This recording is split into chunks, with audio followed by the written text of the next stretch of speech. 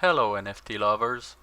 Today we will take a look at how to get your NFT revealed on OpenSea. For educative purpose, I'm doing all this on a testnet which look almost the same as Ethereum network. First of all, you need to mint an NFT from HashStarNFT.com using MetaMask.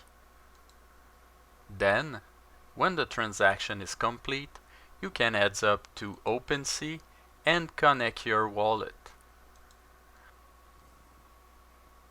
You will then be able to see all your minted NFT and choose the one you just minted.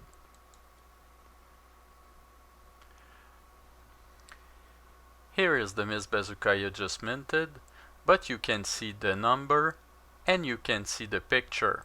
So you'll have to wait for a reveal event. You can take a look at our website, Discord or Twitter to see when our next reveal event will happen. At the reveal date, you'll just have to go back to OpenSea, open your NFT, and click on the refresh metadata button right here.